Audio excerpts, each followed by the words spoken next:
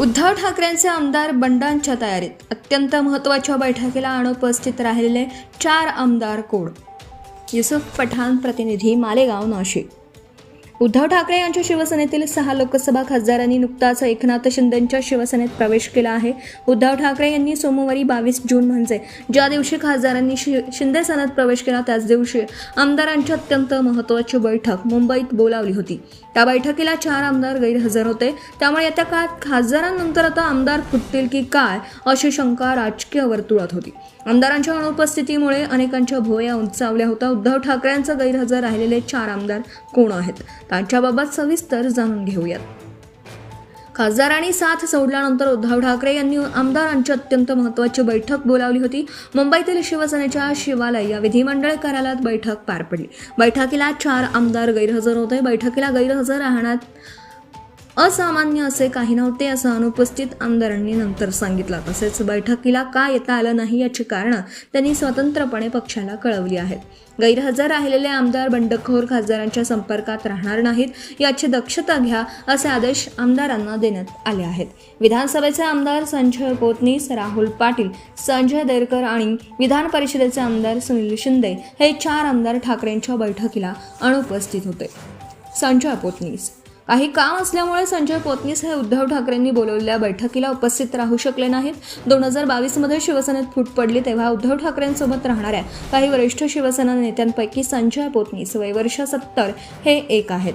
कलिना विधानसभा मतदारसंघातून ते निवडून आले आहेत. संजय पोतनीस यांनी 2014 मध्ये या विधानसभा मतदारसंघात काँग्रेसचे प्रभावी नेते कृपाशंकर सिंह यांचा पराभव केला होता. त्यानंतर 2019-2024 मध्ये ते सलग निवडून आले. सलग 3 वेळा ते आमदार राहिले आहेत. संजय पोतनीस यांची अनुपस्थिती अनेकांना खटकली. त्याचं कारण म्हणजे पोतनीस हे मुंबईतील ठाकरेंच्या शिवसेनेतील सर्वात वरिष्ठ आमदार आहेत. फुटीनंतर व नुकत्याच झालेल्या बंडानंतर ठाकरेंची शिवसेना मुंबई मजबूत स्थितीत मांडली जाते.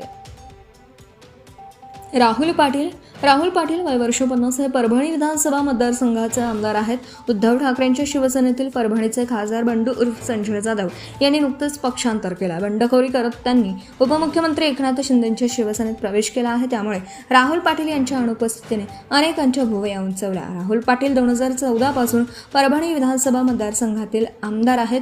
त्यांनी 2024च्या विधानसभा निवडणुकीत भाजपच्या आनंद भरोसे यांचा पराभव केला. उद्धव ठाकरे यांच्या परभणीतील आगामी दौऱ्याची तयारी करत आहेत. तसेच विधान परिषद निवडणुकीचीही तयारी सुरू आहे. त्यामुळे बैठकीला जाता आलं नाही असं कारण राहुल पाटील यांनी दिलं. राहुल पाटील सलग 3ऱ्यांदा आमदार म्हणून निवडून आले आहेत. संजय देरकर उद्धव ठाकरेंच्या शिवसेनेतील नवा चेहरा आहे. 60 वर्षीय संजय देरकर हे विदर्भातील वणी विधानसभा मतदारसंघातील आमदार आहेत. ते पहिल्यांदाच आमदार म्हणून निवडून आले आहेत. यापूर्वी 2019 मध्ये त्यांनी वणी विधानसभा मतदारसंघातून अपक्ष निवडणूक लढवली होती.